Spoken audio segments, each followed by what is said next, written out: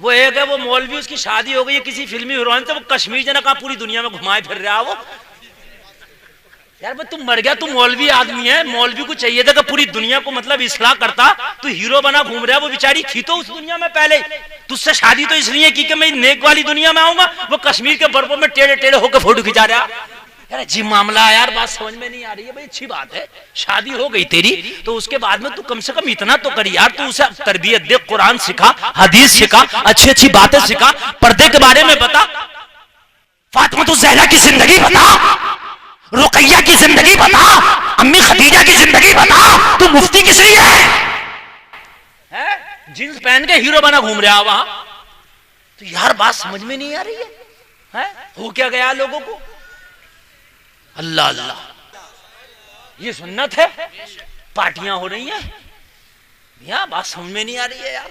मैं तो हैरत यार, वो यूट्यूब पे मैं कभी कभी उसे देखता तो मैं चक्कर में पड़ गया। मैंने कहा यार वो बेचारी आई थी उस दुनिया को छोड़कर, उसने तौबा की थी, ये तो सोचा था कि ये दुनिया अच्छी नहीं, ये दुनिया अच्छी है, और एक मुफ्ती से शादी कर ली।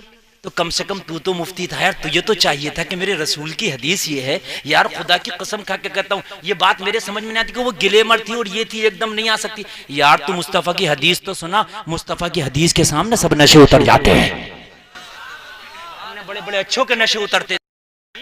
ये मुस्तफा की हदीसों का ही कमाल था कि गिलेमर का उसका नशा उतर गया, उसमें उसकी खता नहीं, इस मुफ्ती की खता है।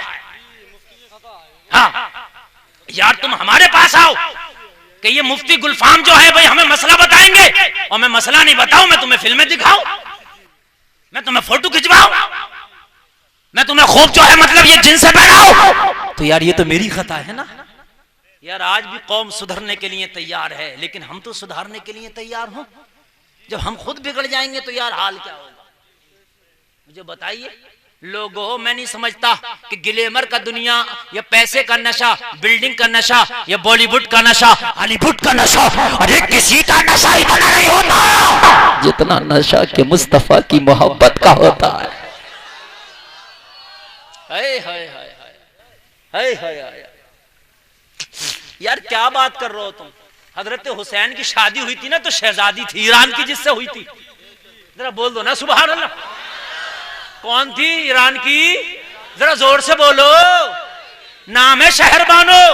हजरत हुसैन ने फरमाया शहरबानो तुम तो शहजादी थी, वहां तो तुम्हारा डोला चलता था, पालकी जाती थी, तुम्हारे गुलामों के कांधे होते थे, तुम्हारी पालकी होती थी, मखमली लिबास होते थे, मखमली कालीनें होती थी, तुम्हारे क्या आन बान शान, क्या तुम्हारी ठाट बाट थे। मगर जब से मेरे निकाह में आई कभी तुम्हें फाका मिला है, कभी भूखी भी रही हो, तुम्हें ना वो मैं कपड़े दे पाया, ना जर्क बर्क वाला लिबास दे पाया। शहरबानो शायद मेरे घर में तुम्हें वो अच्छे अच्छे खाने भी ना मिले हो। शहरबानो हो सकता है कि वो ऐश तुम्हें ना मिला हो मदीने में मेरे घर में, जो ऐश तुम्हें वहां मिला हो ईरान की महल में। शहरबानो की आंखों में आंसू आ गए, कहने लगी शहजादे, हाय हाय हाय शहजादे, मेरी असल जिंदगी तो आपसे निकाह करके बनी है। सुभान अल्लाह, शहजादे मेरी असल जिंदगी तो आपसे निकाह करके बनी है। वो जिंदगी मेरी ग्लैमर की जिंदगी थी, मैं जरूर थी वहां शहजादी, जरूर मैं जब निकलती थी तो मेरे डोले को देखने के लिए हजारों आंखें तरसती थी, जरूर मेरे ऊपर बड़ा पैसा खर्च किया जाता था, मगर मेरी औकात कुछ ना थी, बस एक शहजादी की हद तक थी। मेरे बाप के दबदबे की वजह से लोग मेरी इज्जत करते थे, मगर हुसैन शहजादे जब से मैंने आपका दामन पकड़ा है, अब तो दुनिया के लोग भी हया करते हैं और आसमान के फरिश्ते भी मेरी इज्जत करते हैं। अब तो मेरी इज्जत आसमानों तक चली गई है। और हदिये कहने लगी हुसैन, जब मैं दुनिया में, जब मैं महल की शहजादी थी, जब मैं निकलती थी, लोग कहते थे निगाहों को झुका लो, शहजादी आ रही है। और अब तो मेरा हाल ये हो गया है कि मैदाने महशर में जब मुझे उठाया जाएगा तो फरिश्ते कहेंगे लोगों, अहले महशर, निगाहों को झुका लो, फातिमा की बहू आ रही है। हाय हाय हाय, मुझे तो मैदान महशर में भी इज्जत दे दी आपने, मैंने आपका दामन क्या पकड़ा कि मेरी इज्जत महशर में भी बढ़ गई। आप तो आसमान के फरिश्ते भी मेरी इज्जत करते हैं, दुनिया वाले इज्जत करते हैं। और हुसैन, मैं जब बाप के घर थी ना, तो जब तक जिंदा थी, जब तक शहजादी रहती, मैंने आपका दामन क्या पकड़ा, कयामत तक के लिए शहजादी बन गई।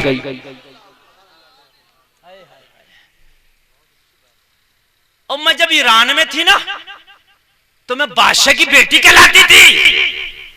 और अब आपका दामन पकड़ के ना जन्नती सरदारों के जवान की बीवी कहलाऊंगी। हाय हाय हाय यार, मुस्तफा की तरह सीरत तो पेश करो, शरीयत तो पेश करो, कुरान तो पेश करो, हदीस तो पेश करो, मैं देखूं सारे नशे ना उतर जाएं तो क्या है। मगर यार हमने पेश ना किए। और एक बात और सुन लीजिए, आप कितना भी बिगड़ा हुआ हो, आप उसे दुनिया की दुहाई दीजिए, नहीं मानेगा, लेकिन यार आप ये सोचना अल्लाह के ऊपर छोड़कर आप उसे कुरान और हदीस की सीधी सीधी बात बताइए, बिना लगड़ी चुपड़ी, सीधी सीधी। इंशाअल्लाह ये अल्लाह का काम है उसके दिल में डालना। आपका काम सिर्फ बताना है, उसके दिल में डालना ये अल्लाह का काम है। आप सिर्फ बता दीजिए, अल्लाह का काम है। समझ रहे भाइयों? तो अब ये बताइए मुझे कि जब अब्बा जी नैनीताल और ऊटी और जने कहां जब घूम रहे होंगे, उनकी अम्मी जी को लेके जब बाद में बच्चा पैदा होगा, तो तुम ये सोच रहे हो कि अब अब्दुल कादिर का गुलाम पैदा हो जाए? नहीं होगा। मियाँ 7 हंडियों का तुमने खाया और 7 होटलों में घूमे हो, जने कहां कर रहे हो, तो ये भी सतरंगा ही होगा। हाँ, अब तुम ताबीज कितने बनवाते फिर, ताबीज काम नहीं करेगा। तरबियत जरूरी है शुरू से। जिस जमीन में खेती होती है ना, उसी के हिसाब से जोता और बोया जाता है। हाँ, मिर्चे लगाओगे ना तो बड़ी जोती खोती जाती है जमीन। जितनी नाजुक खेती होगी ना, जितनी अच्छी कीमती खेती, उतनी जमीन ज्यादा बनाई जाती है। भाइयों बात है क्या नहीं है? ऐसे ही बंजर जमीन में नहीं तो आप बीज डालाओगे। तो लोगों पहले खेती तो बनाओ, पहले खेती तो पैदा करो, फिर देखो तुम्हारे बच्चे कैसे होते हो। खुदा की कसम तावीजों की जरूरत ही नहीं पड़ेगी, तुम्हारे बच्चे खुद कहेंगे अम्मी फजर में हमें उठा दिया करो, हमने फजर की नमाज पढ़ ली है, अम्मी हमें कुरान पढ़ा दिया करो, अगर आप ना पढ़ाओ तो किसी से पढ़वा दिया करो। ये बच्चे तुम्हें गालियां नहीं देंगे, इसी जबान से तुम्हारा अदब करेंगे, तुम्हारे हाथ चूमेंगे, तुम्हारे पैरों को बोसा देते नजर आएंगे। तवज्जो करना, तवज्जो आगे बढ़िए।